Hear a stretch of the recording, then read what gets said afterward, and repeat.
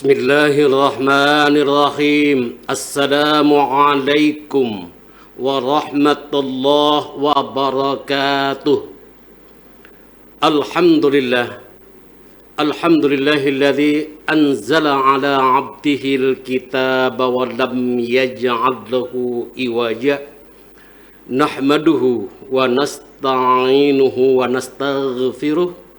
Wa na'udzu billahi min syururi anfusina wa min sayyiati a'malina.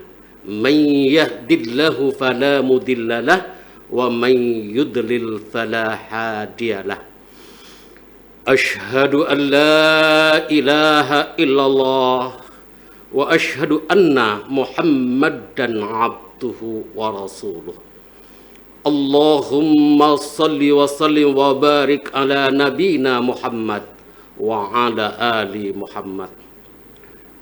Qala Allah Ta'ala fi kitabihil karim. A'udzu billahi minasy syaithanir rajim. Bismillahirrahmanirrahim. Ya ayyuhalladzina amanu taqullaha haqqa tuqatih wa la tamutunna illa wa antum muslimun. Alhamdulillah, kita bersyukur kepada Allah Azza wa Jalla bahwa pada kesempatan kali ini atas ridha dan kasih sayang Allah kita masih bermunajat kepada Allah, mengharap dan rahmat, hidayah dan taufik Allah agar dalam kehidupan kita senantiasa diberkahi dan diridai oleh Allah Subhanahu wa Ta'ala.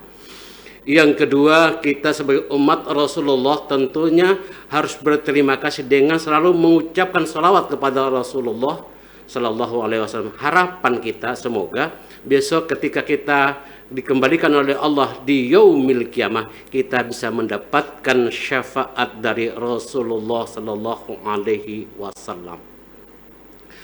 Pemirsa channel Kementerian Agama Kabupaten Kulon Progo yang dimuliakan oleh Allah.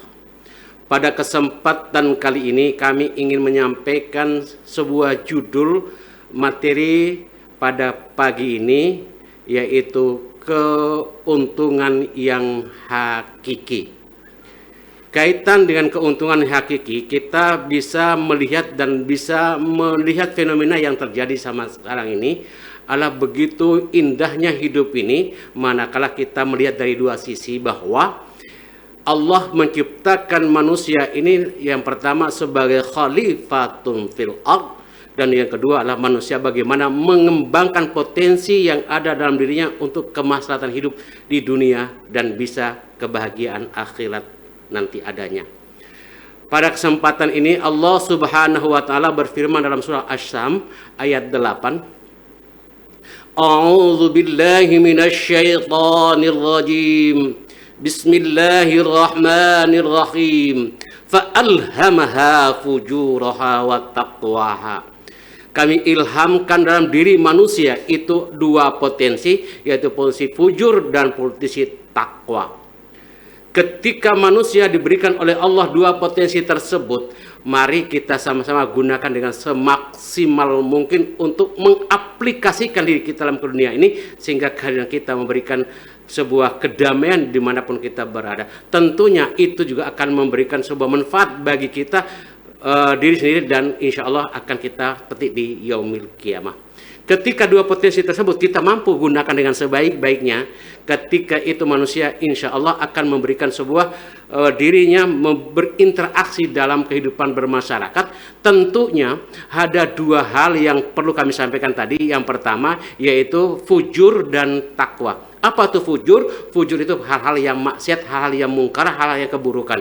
Maka potensi kalau seandainya kita menggunakan potensi dengan fasik atau keburukan tadi, maka pasti kita akan mengalami sebuah kerugian. Karena Allah sudah menciptakan manusia itu dengan berbagai potensi. Di situ ada tiga fase manusia. Pertama fase masa lalu, masa sekarang, dan masa yang akan datang.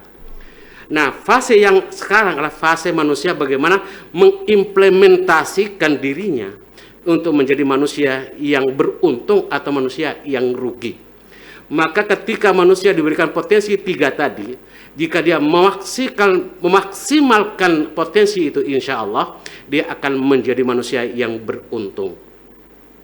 Salah satu dari itu adalah ketika kita diberikan oleh Allah potensi waktu. Waktu yang Allah berikan kepada kita begitu luar biasa, bisakah kita gunakan dengan semaksimal mungkin untuk mencapai keuntungan yang hakiki di hadapan Allah Subhanahu wa taala.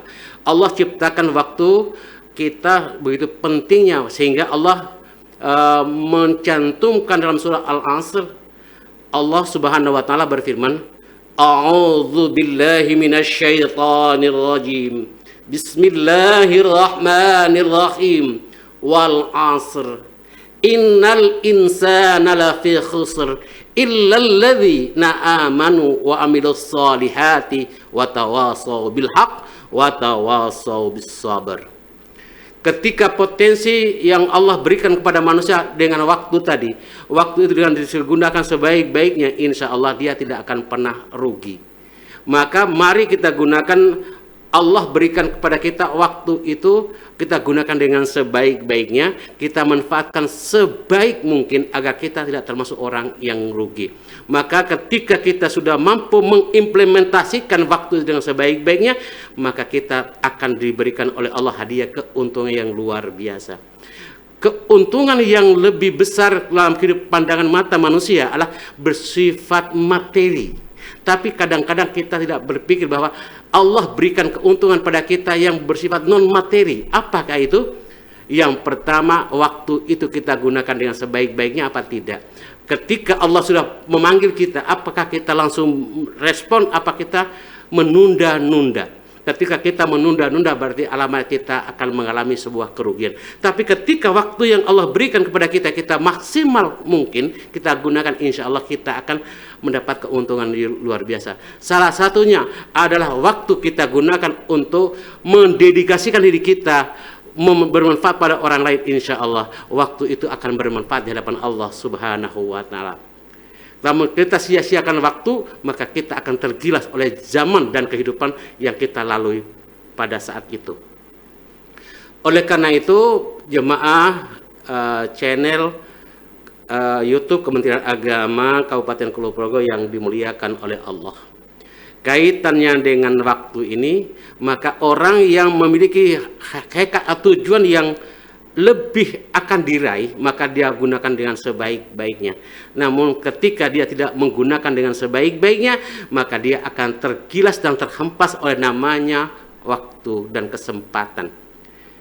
Innal insana lafi khusr. Sesungguhnya manusia itu berada dalam kerugian. Rugi dalam artian dia tidak menggunakan waktu dengan sebaik-baiknya.